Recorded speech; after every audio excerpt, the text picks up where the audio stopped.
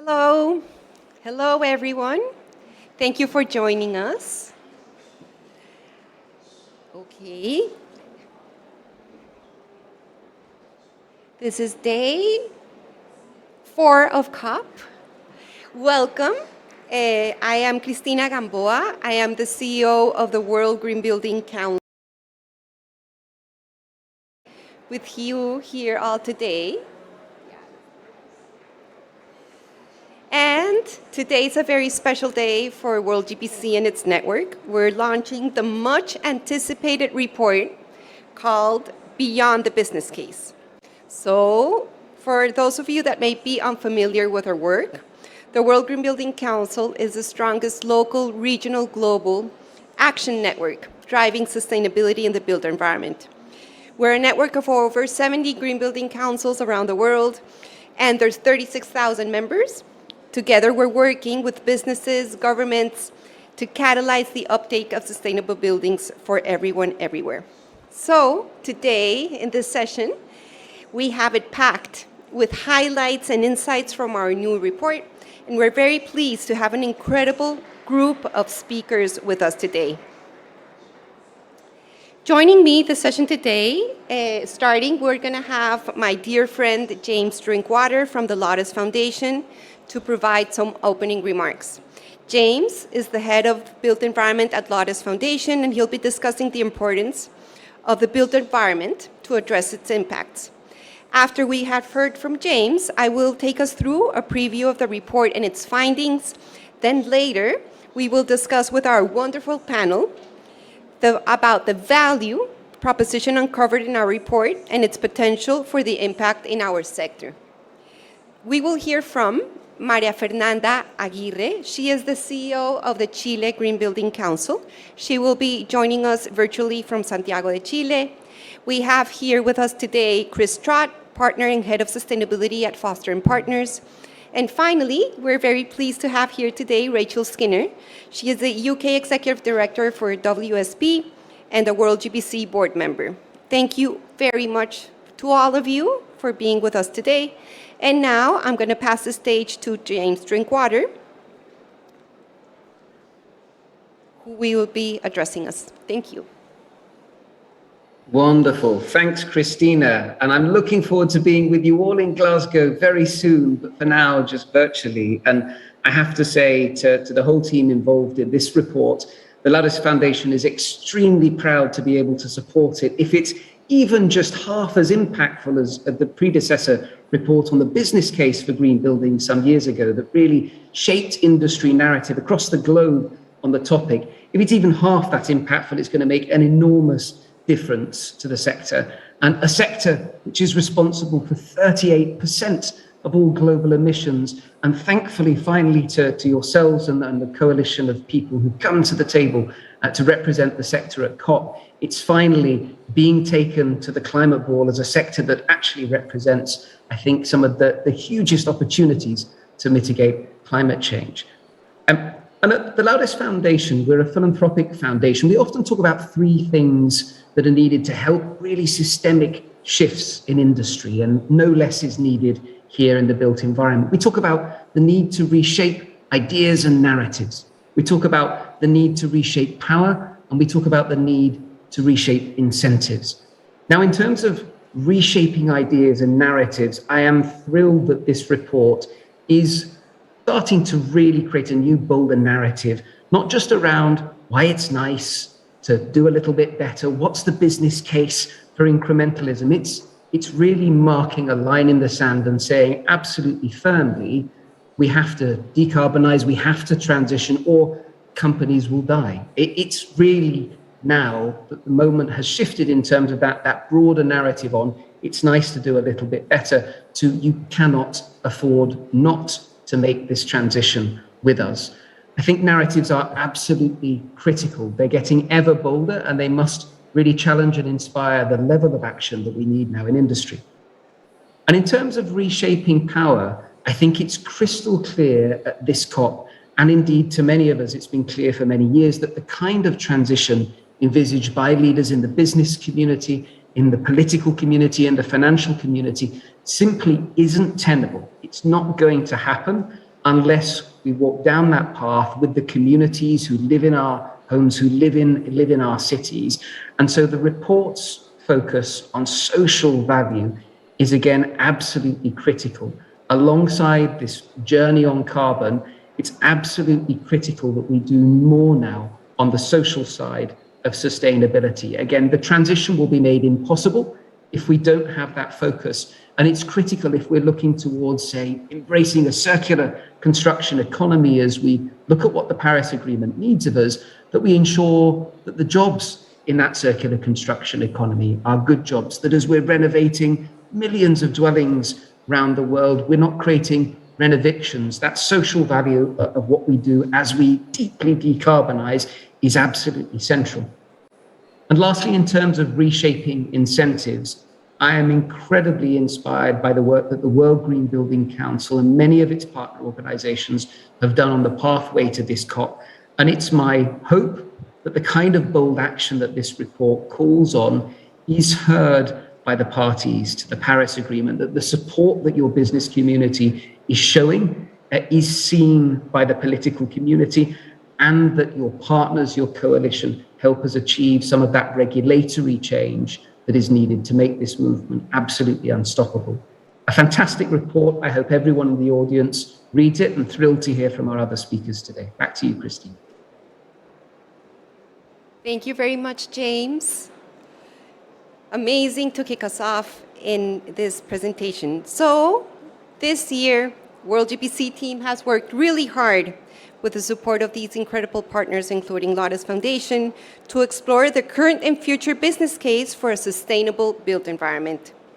The work is critical, not just for today, as James was saying, but during COP26.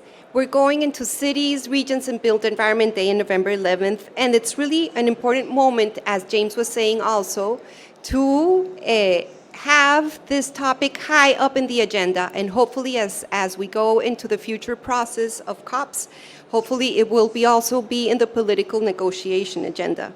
Because the built environment, including both buildings and infrastructure, accounts for 75% of global emissions, and we know that a powerful business case will be essential to drive the necessary investment in more sustainable practices. So this is a slide of 2013's report. So if you're taking pictures, wait for the next one. Because this one in 2013, the business case for green buildings, actually, we did also get in the journey of updating this report because last year I was in another meeting online, and I saw that people still used graphics from this 2013 report. And so much has changed, and there's so much momentum. And there's more compelling evidence than back then. The evidence is undeniable. So in our new report, we just don't present to you with why you should invest in a sustainable built environment. We demonstrate why you can't afford not to. So next year is World GBC's 20th year anniversary. And during these 2 decades, our global sector has been seeing that the building and construction industry can increase its awareness about sustainability and begin to quantify the broader value of building assets. Because we're running out of time. This awareness must convert into action. And that is what also inspired this report, beyond the old graphics. Decision makers need more evidence-based intelligence and the financial and non-financial drivers for sustainable buildings. And that is exactly what we did. So this report draws and embraces from the rapidly growing sustainability agenda across the built environment, the evolving scope of sustainability, broadening of what's called green, and aligning much closer with the UN Sustainable Development Goals. But also, and I've been on this slide for a few minutes because the rise in social value as not just a consideration, as a nice to have, is actually a critical business driver for developers and investors. And the urgency today for this report is greater than what it was in 2013, because we all know the stakes are much higher. So this is the new report. The scope of sustainability is expanding And considering only buildings is no longer enough. Because since the launch of our report Beyond Buildings, just a weeks ago, we said, okay, let's signal that the increased consideration of infrastructure alongside buildings is a necessity, and we need an integrated approach to the entire built environment. So the new report builds on the 2013 report and builds on this one that we released last week. And they complement each other. They talk to each other because they outline how we can accelerate to a more sustainable built environment. The work we've done to get to Beyond the Business Case report has been a truly collective effort, as the built environment transformation needs to be, across our global network, and of course supported by a fantastic task force of green building councils that I know are with us online from all geographies. We also welcomed, and we're very privileged to have leading private sector organizations like Foster & Partners, Lend-Lease, CBRE, Saint-Gobain, Kingspan, Mott MacDonald, Johnson's Controls, Bureau Happold, and SOM. Also, we were really delighted to work with NGOs like the Institute for Human Rights and Business, and finally, a huge special thanks to our consultants from WSP who kindly worked pro bono on this report, and also deep gratitude to the funders, Lotus Foundation. So, let us introduce to you the 2021 Beyond the Business Case report. And I'm going to take you through some of its key highlights.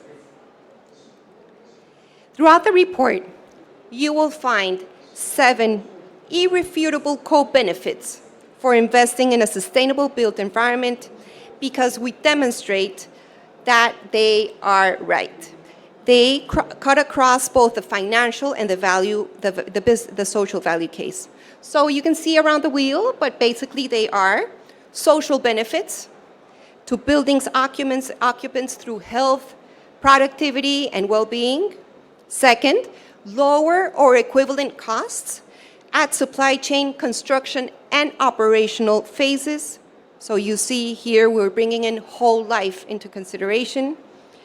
Risk mitigation, providing resiliency to inevitable climate impacts, environmentally and financially, as well, of course, future-proofing against legislative change or corporate expectations and reputational risk. Higher asset value, link both to performance and asset desirability. Finally, two more, investment opportunities, there's 7, through a rapidly transitioning financing sector that is both protecting investments, supporting the share prices, of course, and increasing requirements on ESG, environmental and social governance reporting. Access to finance, due to the availability of finance for green buildings from banks, bonds, and institutional investors. And finally, the wider role of business, that organizations recognize their responsibility to engage with the sustainable development movement, including beyond environmental action and social value, and they have to go beyond just considerations than broader profit margins. So, within the content of this report, we also go deep into what's the current financial business case, which was also of the core 2013 report.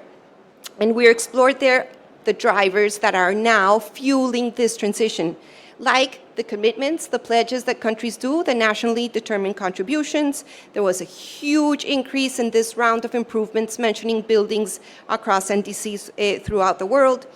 Regulatory change that is happening, like the EU taxonomy, the rise in sustainable finance, and the growth, of course, of ESG requirements that I already mentioned. But of course, on top of that, the basis of optimal economic opportunity, from greater access to investment, corporate reputation, higher asset value, and investment resilience.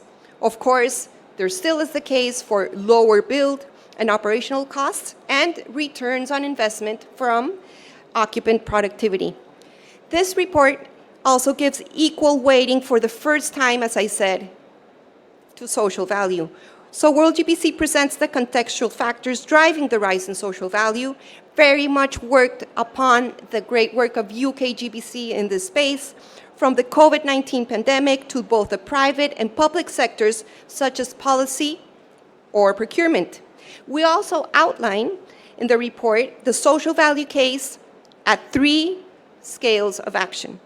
First, from health and well-being at the building occupant level, to the benefits at jobs, creating jobs at the local level, to, importantly, international human rights and welfare recognition throughout the construction life cycle and materials supply chain. So, we're going to share now with you a case study. There are several throughout the report, so we invite you to explore them. Here we're going to highlight one that shows us the achievability of what I just described. And this real-life case study is going to be, I think, very much of your interest. We have here Foster & Partners with us today, and we would like to especially highlight this project, Acciona Bamboo. It's a development in Madrid. The restoration of an abandoned listed industrial building is an excellent example of the business case for sustainable building.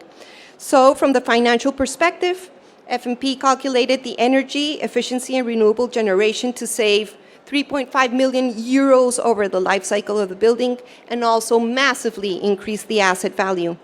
And in terms of social value, it provided community benefit by creating a positive multiplier effect in previously deprived area, and specifically created like 800 jobs in the local community. So it's a great example also of the circular economy in action, principles into practice, and to hear much more from it, I invite Chris Trott in a second to join us for the panel. But before that, you're going to see this in the report, and I think it's going to be really interesting for you to consider. So with WSP, we worked on using modeling based on the IPCC-aligned 2050 future scenarios. We modeled and undertook a series of sessions, 2 with a task force of the report run by WSP, to figure out what would the business case look like under different climate stresses. So we both considered a 1.5 degree scenario, and we considered a 3 degree scenario of warming, as well as the worlds where what would that impact in terms of health and social value. If they're not priorities, what would it happen? So the outcomes of that big exploration signal that the value proposition for investment in our long-lasting built assets remain very strong. And when you look at the stresses of the worst impacts, the research really concludes that global health and well-being, that focus will mean that ESG performance, reputation, and public perception grow in importance for all asset classes as we become more stressed. This extends to public buildings due to political pressure, and that even in a 1.5 degree scenario, there will be impacts still from extreme weather on buildings and infrastructure. So sustainable assets that are more resilient and lower costs from climate impacts will be future-proofed to that variations we will see in the future. So we're inviting you, as you join us today, to call for deep and unprecedented collaboration, because we need multi-stakeholder action across the value chain to make this happen. Doing this will allow us to unlock both the commercial benefits, the resiliency that people and planet needs too. We think it's a necessary step change towards more equitable societies, living in a healthy and regenerating planet. So this report, we believe, has answers for those people that are in a decision-making spot in the world, and we can confidently say you cannot afford not to invest in sustainability. It's not only now the ethical thing to do. We're beyond that point. It's also what we demonstrate. It's a sound business strategy from a financial, risk mitigation, or future-proofing perspective. So now I've taken you through the report. That's enough for me for the time being, and I would like to dive in with our wonderful panelists on this topic. We have first one online, sorry. We're all learning this hybrid model. And we're inviting Maria Fernanda Aguirre from Chile to join us. So, Maria Fernanda, this report considers all aspects of the broader value proposition as a financial business case is strengthening. Why is it crucial from your perspective to take a holistic view on the need for a sustainable built environment?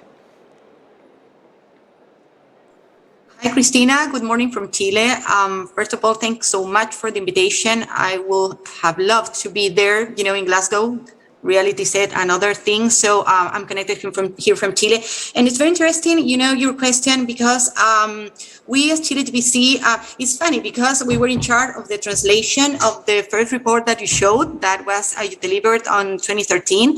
And as you mentioned, we have, we still see that this report is part of many of the information that even, for example, companies in Chile and Latin America use. But something that I like very much about, the report that we are launching today is that for years we have been focused on providing only energy solutions, efficiency solutions to reduce the consumption of building during the operation stage. And although it continues to be a reality in some developing countries, we see now that, it has begun to change. And we see, for example, now that countries in Latin America, such as Costa Rica, Colombia, and Chile, have ambitious decarbonization goals and very specific roadmaps, and strategies for the construction sector. However, we cannot deny that the pandemic revealed critical equality of life situations that must be addressed urgently. And we are not only talking about, the availability of housing and the deficit that we see, for example, in underdeveloped countries and development countries as well, which is a main problem for the most vulnerable population. And we see also, deficit in terms of quality, which are the minimum standards that we must set for people in vulnerable situation, and also for people which are living as in a very critical situation as a result of the pandemic. So we must start talking about thermal comfort, visual, acoustic, and also about safe public spaces with vegetation and areas for social and cultural integration. This is something that I have been addressing, in my last presentation, and that we as Chile TBC has been promoting, very hard, during all of our activities, and because we think that this social and cultural integration is very, very important, and also the report covers it very, very, very well.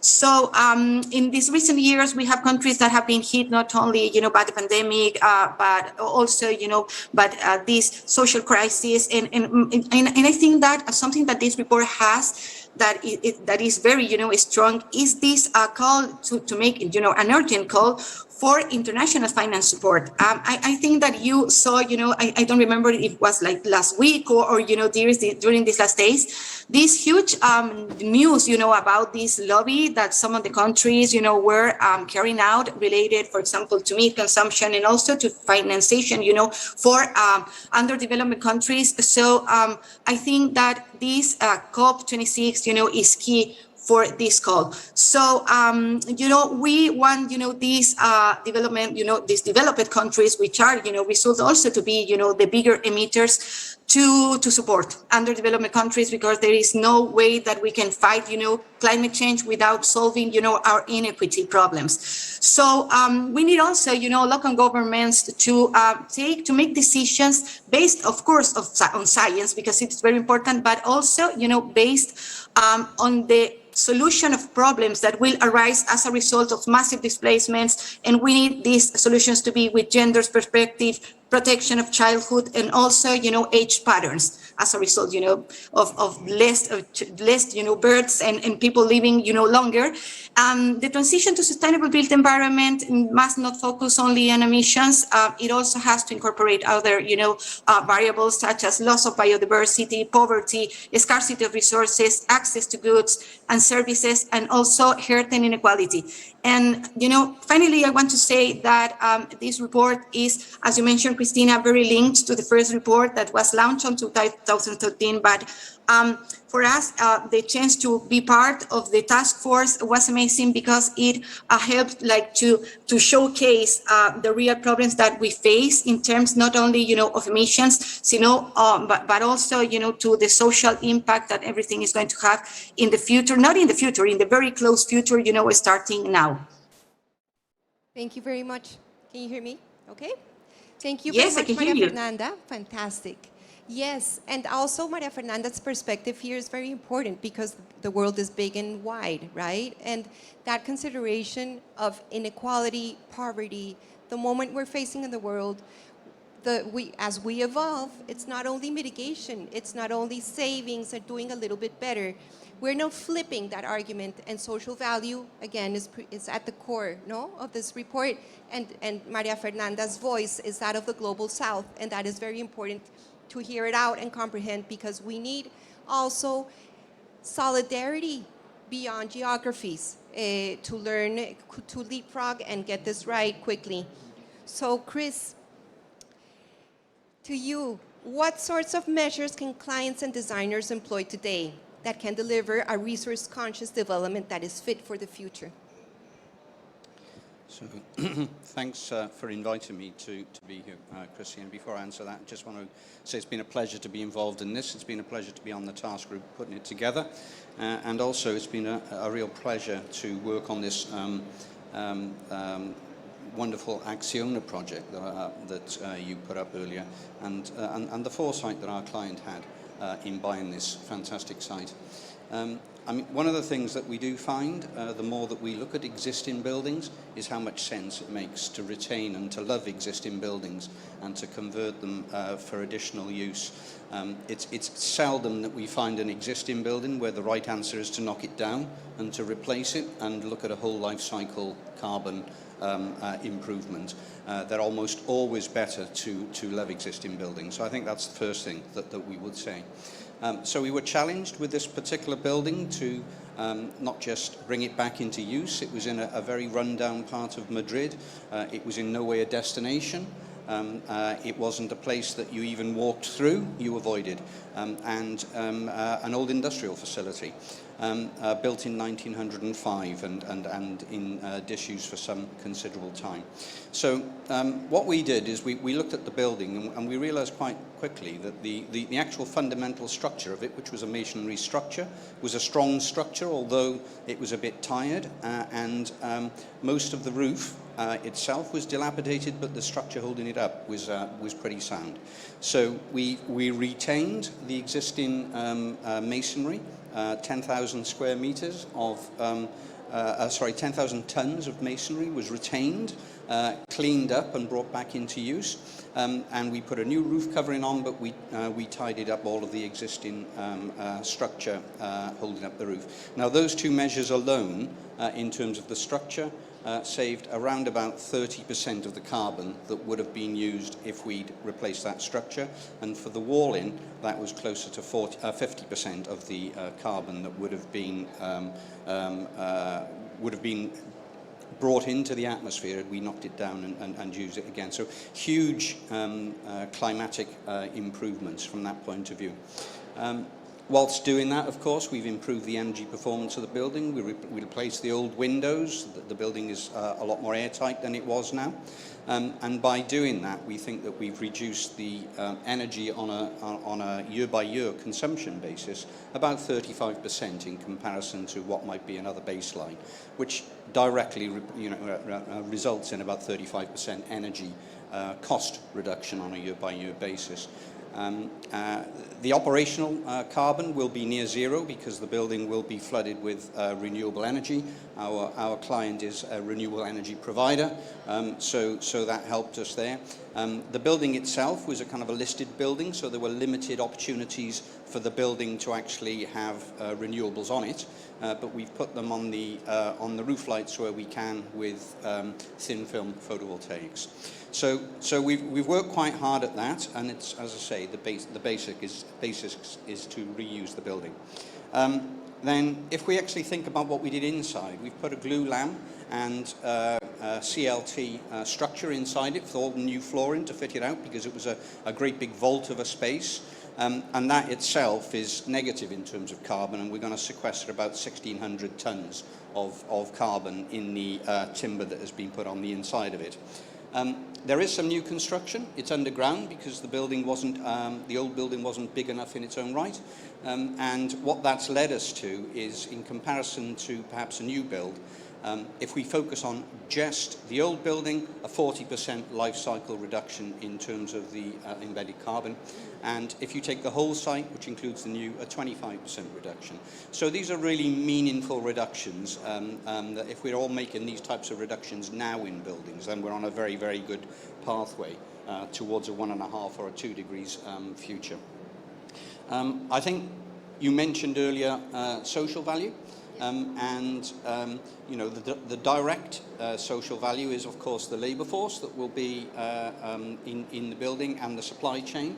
That relates to the kind of 800 jobs that will be created. But if you take wider induced jobs in the local economy, those that will now have, you know, the shopkeepers and the other traders in the area, we think that that's going to be more like 1,400 jobs. So again, a wonderful kind of gentrification and reinvigoration of the area, creating a really beautiful destination, new civic park available. So really kind of exploiting the whole site, inviting the community onto the site where it's been a walled off industrial building for a long time. You mentioned a significant increase in net asset value. And I think our clients are very optimistic that they will get a superior rent for this building in the area in comparison to other buildings that they are. And, you know, really a win-win situation, a win for the local community, a win for the environment, and I'm sure a financial win for our client. And that's the type of alignment that we really are looking for with, you know, the future buildings that we need, particularly in the developed world, where we got so many buildings that we can reuse again. Totally. Excellent. Thank you so much for sharing all those numbers. I think our audience will be hearing those numbers and do the carbon accounting, but that's really fantastic. That is the sort of thinking that is going to deliver this action that the report is calling for, and it's great to see Foster and Partners taking on this leadership. It's really good, great case study in how we can deliver the change we need. So now over to you, Rachel. The report, you know, covers a range of considerations when thinking about best and worst case scenarios, and about when it comes to climate change and how this affects our built assets. What strikes you as one of the most powerful findings that in this report, in that sense?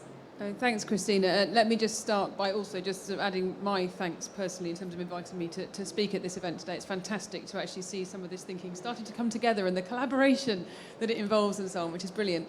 I think I'd probably start, before we dive into the scenario side of things, I'd probably start by just reflecting on the fact that I've literally this week just finished an industry role as president of the Institution of Civil Engineers. I have spent the entire year with climate action as my theme, and it is absolutely crystal clear, because it just comes up time and time and time again, not just to do with the building side of things, but across all of these different infrastructure sectors all over the world, that we need an updated understanding of the proper, real business case, as you say, both financial and non-financial, in terms of understanding what it is we're actually trying to do and how we bring that through in practice. Of course, as you've been saying, we need to think about long-run outcomes. We need to make sure we've actually put the proper environmental and social lenses across everything we're doing, because it is no good continuing with this short-run, lowest cost, you know, short, sharp approach. It is simply not good in the context of COP26 and this Blue Zone event today and the bigger themes, but also just more generally in terms of the true meaning of sustainable investments as we go forward. I think as I sort of touched on just now, the bit where this also gets really interesting is that while from a GBC point of view, perhaps the primary focus to now has been on the buildings side of things and I guess the sort of the real estate investment side of things, almost everything that's within this new report reflects across the whole of these infrastructure sectors as well. And there is not very much translation required, actually, which is a nice place to find ourselves in terms of making sure that we really start to think about that. We've all got the same challenge. We've all got to think about whether we invest, where we invest, when we invest, how much we invest. We've got to get to grips with what these questions actually mean. And of course, we cannot just stop at creating a beautiful business case. We've then got to follow it through in terms of actually delivering on that business case as well and making sure we're tracking and we've got the right evidence and so on. And I suppose also that we're backing it up in due course with changes to procurement, to regulation and so on. So when it comes to the specifics of the scenarios, just briefly, I think the thing that jumps out for me is not so much the detail of when you look at the 3 degree or the 1.5 degree scenario or the healthy or the unhealthy world scenario and so on. It's more the fact that the inputs and the assumptions that were made in terms of that thinking and the outcomes that we then are looking at in terms of the headlines of where the world might be are of course intrinsically linked.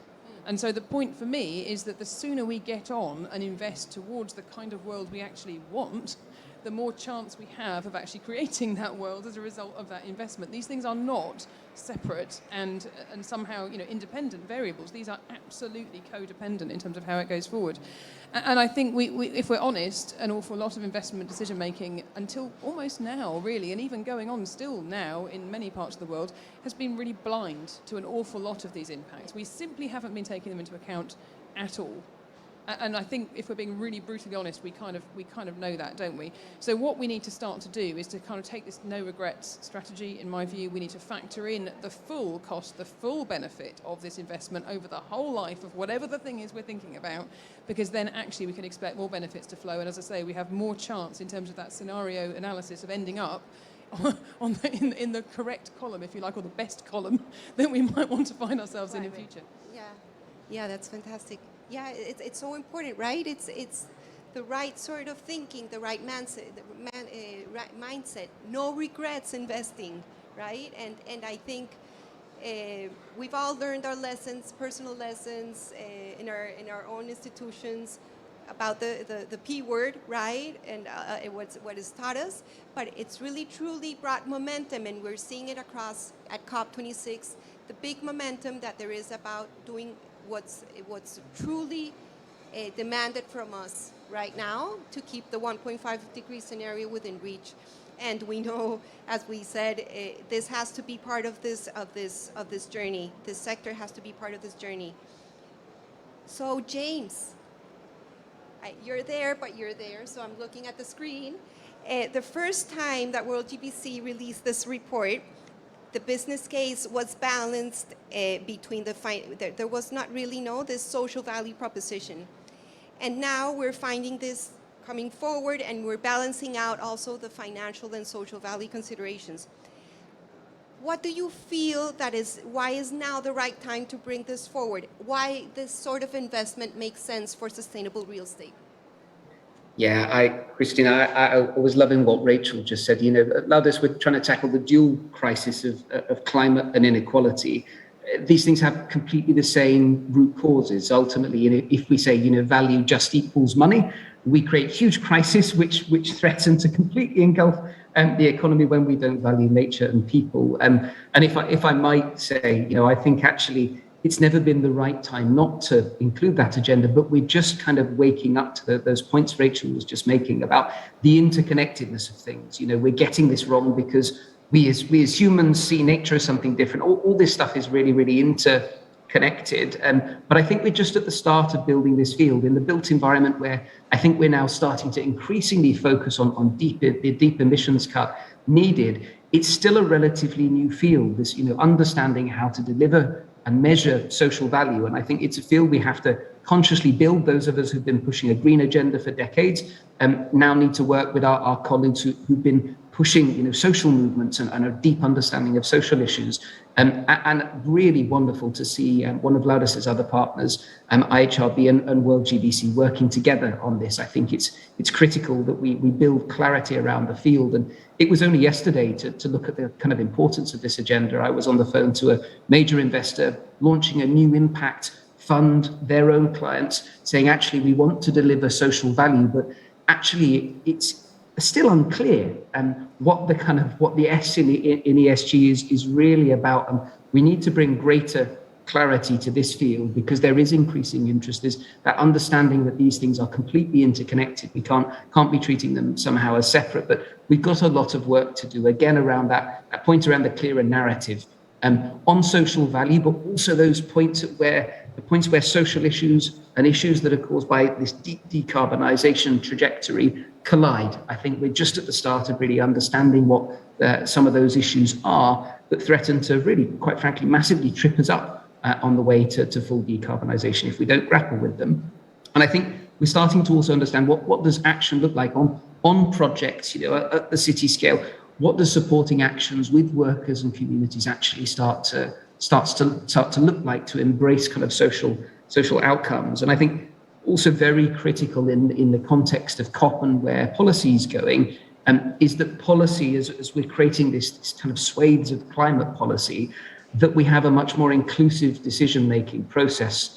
I've become familiar with the phrase recently, nothing about us without us. And I think it's kind of so incredibly obvious when you say it, but a lot of the kind of trajectories we're setting out now as we build climate policy for the sector, it's really, really critical we're doing that with social value really at the forefront of our minds, not just as an add-on, because again, they threaten to really derail the whole transition if we don't have that front of mind. So fantastic, the report is really embracing this agenda. Experts like IHRB and others are really being brought on board to help us propel this further faster. Yeah, thank you. And I guess that's a good leeway into yes, we now have more climate action policy oriented. Not enough, but there's momentum behind it, right? We saw the figures this week about net zero ambitions from countries jumping to covering from being 50% of the world to 89% in just 2 days of this COP, and hopefully we'll get much more as negotiations finalize. But then this report calls, for that great, or it makes the case for greater demand for these solutions, right? And that's what we're hearing. There's that appetite, and we know it's right. However, maybe Maria Fernanda, would be your hope that this report helps you in your quest, possibly in bolder regulation, right? From policymakers that can stimulate the conversation going forward? Yeah, it's very interesting, Christina, because we as Chile GBC participate, in most of the, public policy related to climate change and to carbon in the built environment. And something that we have been noticed is that, the private sector goes in some way and very, forward and leading, the move. But we need, these policymakers and the public sector to respond to this leadership. So what I think is that, this report that not only this report, but all the work that, the World Green Building Council, along with in all the world have been doing, is that this has to be a very important resource for the policymakers, because we do not want policies, that are like part of a specific government, because, I think that you have known that we in Latin America have been going through a lot of, social crisis and economic crisis. So we want this to be like an ethical issue for the governments. And something that we have been noticing is that, for example, in governments in Latin America, very specifically, in Chile, is that the public policies are not responding to the SDGs. So, for example, we do not have public policies and roadmaps and strategies that include, for example, specific for the construction sector, that include SDGs. So, and also, that include more specific scenarios that was, Rachel talking about before, more specific scenarios in terms of what is going to happen, to our countries if we have, 1.5 or 2 or 2.2, which is, we see like a huge disconnection among the different sectors, also, the investigation centers and the academics. So I think that this report is a very important, resource and a very important input to finally help to have this, more strong articulation among the different sectors, which are in one side, in charge of the public policies, and on the other hand, of the investigation, and also to leading the investment, in more sustainable buildings and infrastructure, and also making more sustainable cities. Yeah, that's great. Yeah, and I guess more than bridging that disconnect is a kind of healing the disconnect, no? Yeah. Because workers and people are suffering the disconnect, right? There's lineal system thinking solutions where communities have not been involved, are going to be impacted, ways of life, no expectations from different stakeholders being brought forward into the equation. I guess going to Chris, what do you think would this report stimulate in terms of better regulation? What would be what would be on your Christmas list? Thank you for the question. I think I think one of the observations I would make, just amplifying what Maria has said, is I think policymakers find it much easier to bring forward policy and to advocate policy if there's real examples that this is achievable. Yeah, and that they can point at that, and then they have the case studies for it. So my overriding ambition for this report is that it is seen widely by policymakers. They can look at the multiple examples in it. In fact, they can probably even ask for the multiple examples that didn't get into the report because there were so many in the first place. And there are hard facts and figures and numbers there. Geographic spread, sectoral spread. There's almost no place and no sector not touched by the report in one way or another. So I think it has to be of interest to policymakers, and we would really hope that they are going to positively move forward and be inspired by what they can see that is actually going on. There's a lot of call for action and not talk. And every page of this report is exactly full of that. It's full of action and not talk. So now, hopefully, our policymakers can pick it up and deliver on policy action on the back of it. Rachel, maybe you want something to add? Yes, I guess I'm going to want to build on what we've just heard really from both Chris and Maria. So over the years, the vast majority of my work from a UK point of view has been with policymakers at national, regional and local level, all over the country in various different contexts. I think this is very much a two-way street, very much as we've just been hearing.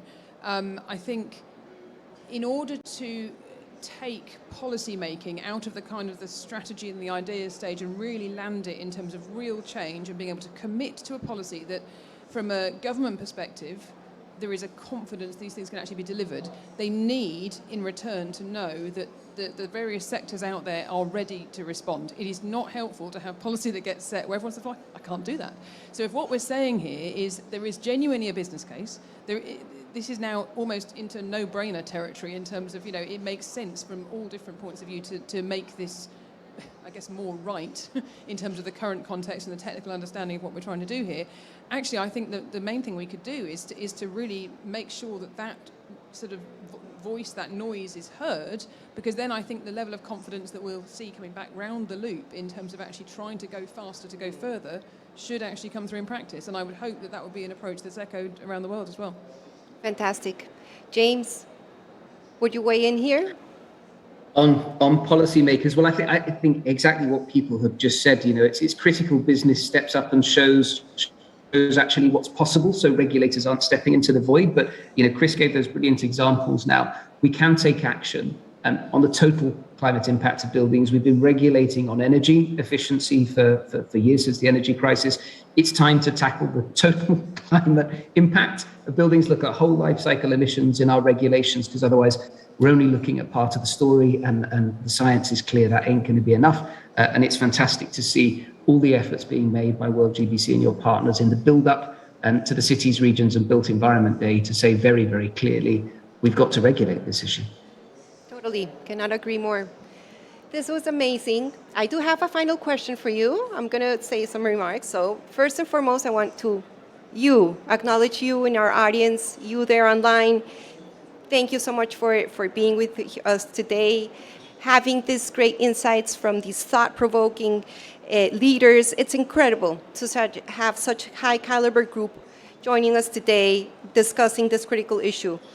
Yes, I think we're culminating our events, growing the momentum, keeping up the drumbeat as we go into cities, regions, and built environment day on the 11th of November.